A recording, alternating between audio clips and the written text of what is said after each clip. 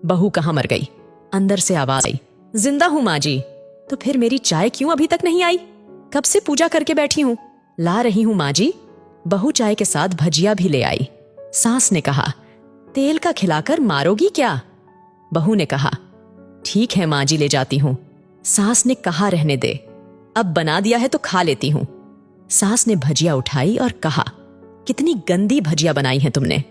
माँ जी, मुझे कपड़े धोने हैं, मैं जाती हूं। बहू दरवाजे के पास छिपकर खड़ी हो गई। सास भजिया पर टूट पड़ी और पूरी भजिया खत्म कर दी। बहू मुस्कुराई और काम पर लग गई। दोपहर के खाने का वक्त हुआ।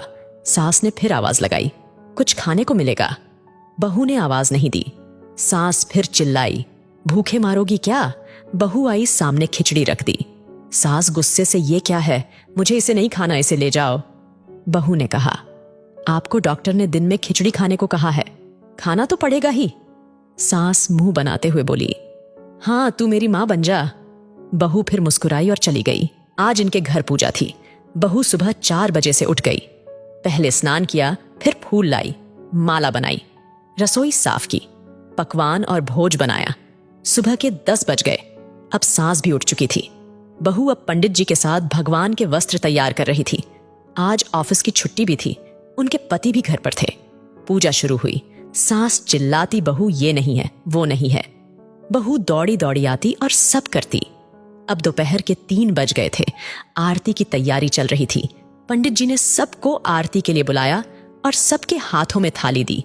जैसे ही बहू ने थाली पकड़ी, थाली हाथों से गिर पड़ी। शायद भोज बनाते हुए बहू के हाथों में तेल लगा था, जिसे वो पोंछना भूल गई थी। सारे लोग तरह तरह की बातें करने लगे।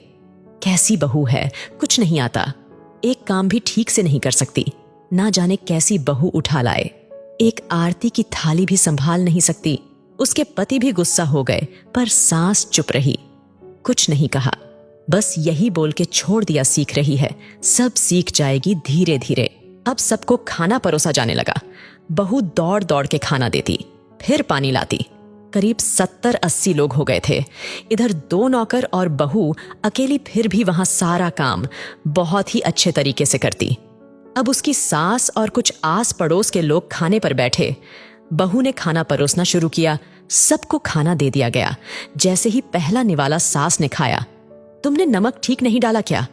एक काम ठीक से नहीं करती, पता नहीं मेरे बाद कैसे ये घर संभालेगी। आस पड़ोस वालों को तो जानती ही हो ना, वो बस बहाना ढूंढते हैं नुक्स निकालने का। फिर वो सब शुरू हो गए, ऐसा खाना है, ऐसी बहू है, ये वो वगैरह वगैरह। दिन का खाना हो चुका था। अब बहू बर्तन साफ करने नौकरों के साथ लग गई। रात में जगराता का कार्यक्रम रखा गया था। बहू ने भी 1-2 गीत गाने के लिए स्टेज पर चढ़ी। सास जोर से चिल्लाई, मेरी नाक मत कटा देना, गाना नहीं आता तो मत गा, वापस आ जा। बहू मुस्कुराई और गाने लगी। सबने उसके गाने की तारीफ की, पर सास मुंह फुलाते हुए बोली, इससे अच्छा तो मैं गाती थी जवानी में, तुझे तो कुछ भी नहीं आता।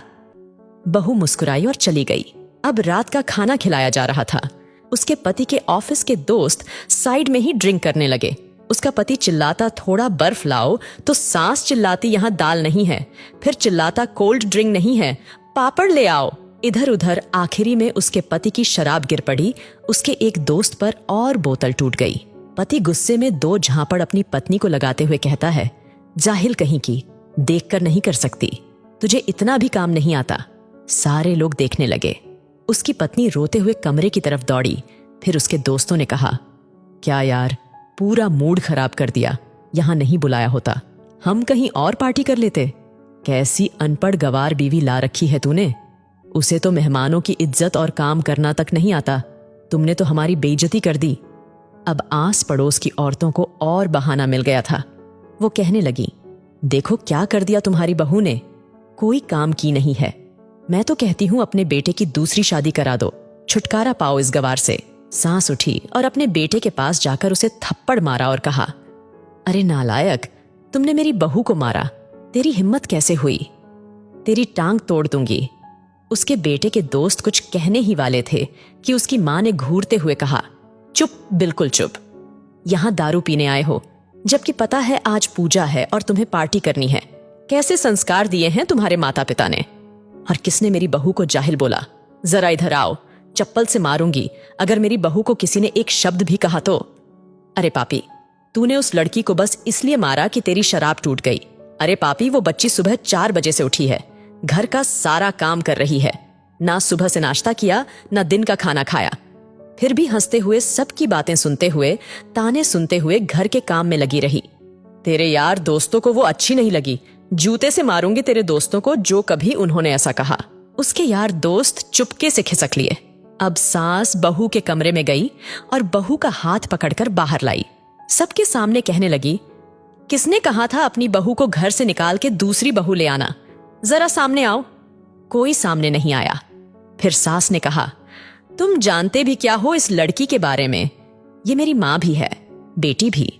माँ इसलिए मुझे गलत काम करने पर डांटती है और बेटी इसलिए कभी कभी मेरी दिल की भावनाएं समझ जाती है। मेरी दिन रात सेवा करती है, मेरे 1000 ताने सुनती है, पर एक शब्द भी गलत नहीं कहती, ना सामने ना पीठ पीछे। और तुम कहते हो दूसरी बहू ले आऊं?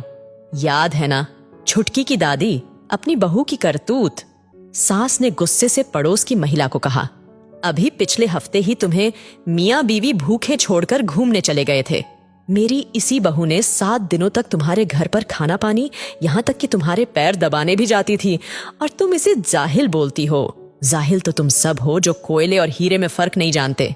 अगर आइंदा मेरी बहू के बारे में किसी ने एक लफ्ज भी बोला तो मुझसे बुरा कोई नहीं होगा, क्योंकि ये मेरी बहू नहीं, मेरी बेटी है। बहू सिसकियां लेते हुए फिर कमरे में चली गई। सास ने एक प्लेट उठाई और भोजन परोसा और बहू के कमरे में खुद ले गई।